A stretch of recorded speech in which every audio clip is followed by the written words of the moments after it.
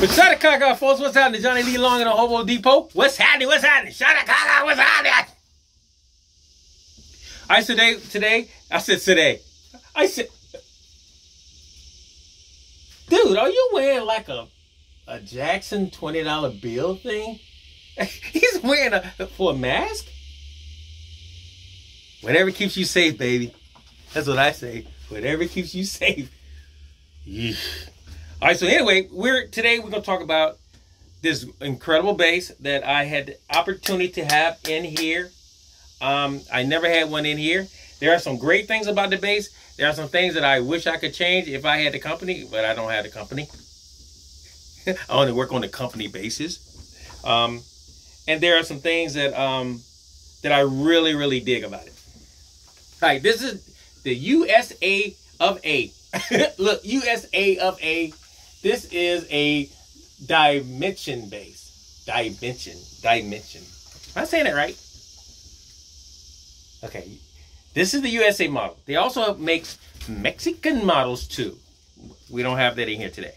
This one has a double pickup, double humbuckers. When the bass came in, it had this preamp in it. I think it might be the one that's in the bag. But this is the original preamp that comes in it. Very clean looking preamp. Has, you know, a lot of things happening. So I can't particularly tell you what it sounded like at all. It had a different bridge on it. And no, it had this bridge on it. This is a Mego bridge. This is one of the things I wouldn't have done. Basically, this bridge is wider. So you have to, you know, it stretches your strings out a lot more. The bridges on it was just as good because they were the same thickness. Actually, the bridge that was on it was a Fender bridge, and it was, you know, thicker. So it basically did the same thing. All right, now the pickups, if they ever go out, I think you're in trouble. I don't know if you can buy these pickups again. So you got this route that's routed out that could be a little difficult to replace. You would probably have to put a bigger pick guard on it if you had to change your pickups. I like the way the bass sounds right now because it has, you know what I'm gonna call this video? A piano player's dream bass. That's what I'm gonna call this, a piano player's dream bass. Why? Because the body, the combination of woods, the dimensions of the body, the way it's cut, the presentation of the pickups, and now the presentation of the preamp, which is all deer classic. I got a classic all deer here. I put a 3-way toggle switch in it because I wanted that whole field, and the toggle switch does a little bit different thing than the normal toggle switch. You have to actually sit and listen to it, but the toggle switch and the balance control are married. All right, so you have volume, balance, you have mid cut, and then you have bass and treble stack. Okay, so without a lot more said, oh, I like the tuners. Of course, they're the Fender tuners, and it came in with 9 volts. Now it has 18. No, it doesn't mean I put 18 batteries in it. No, I'm just joking, man. So anyway, so let's check it out. We're gonna plug it in. We're going to turn everything back. All right? And we're going to play it in the natural. I got the amp way down. Strings are very low. I'm using SIT. These are called Power Wow. Why are you looking at me like that, Hootie? I'm just trying to demo the bass, bruh. You know. Are you living, man? Can you breathe through that 20? What is that all about? Anyway, I'm using SIT Power Wound strings on it. I don't know what he used on. I think he used the Adaros when they came in. Now, the greatest thing about this bass, why I call it piano player's greatest bass or piano player's bass, is just it sounds like a piano. Every string sounds like a piano. Piano players love that. You know, they love hearing bass too. But when they hear a piano type sounding bass, it takes them another place. And then the depth of the bass without even putting in a preamp or anything in it is just amazing.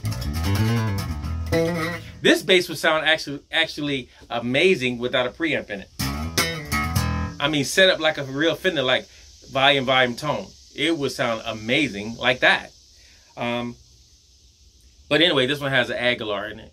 I keep saying Aguilar is all deer. Forgive me, folks. All deer preamp. Classic. So let's turn the mids up.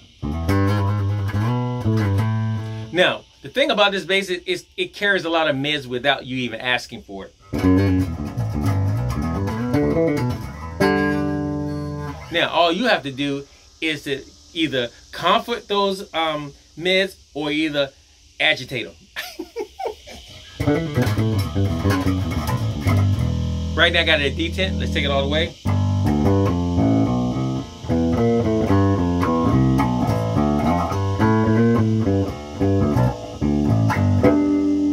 Okay. And then let's go with the bass at D10.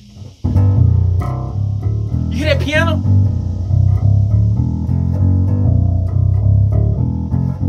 It's just growling underneath. It's just bear growling. Bear growling underneath. Bear growling.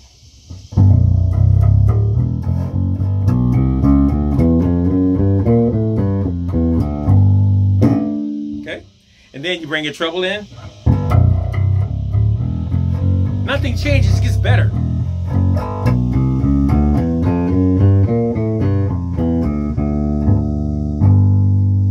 So you got mids at, let's take the mids, put them at D10, bass at D10, treble at D10. We're there. Now, let's check out the switch. Listen for the switch.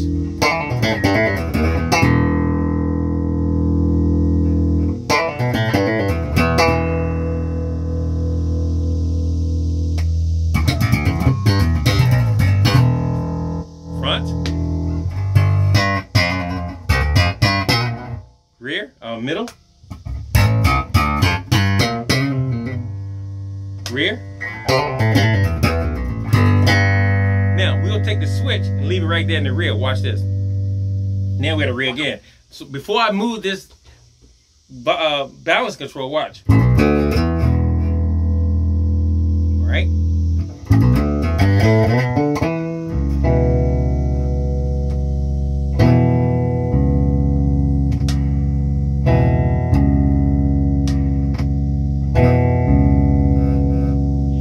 Really hear it, but it's a little bit different things happening.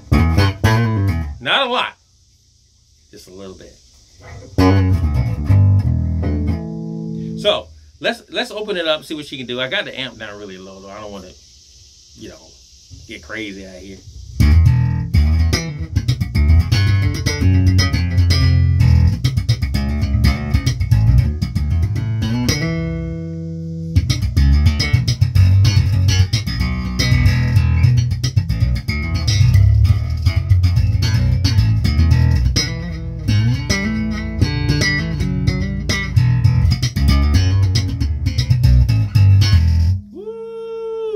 Poor little tink tink underneath.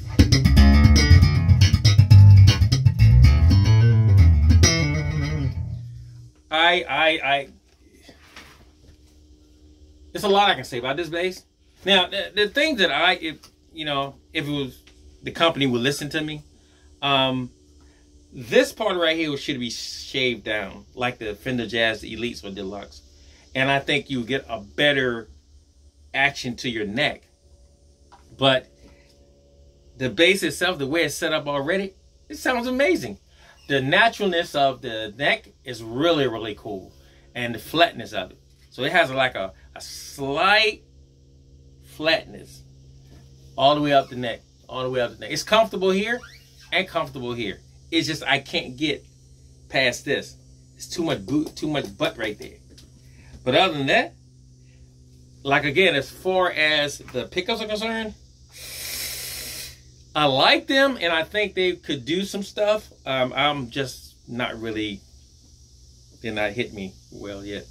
But for what they're supposed to do in this bass, absolutely. Absolutely. Love the maple neck. I love the whole concept of the bass. It's just an amazing bass. Yeah.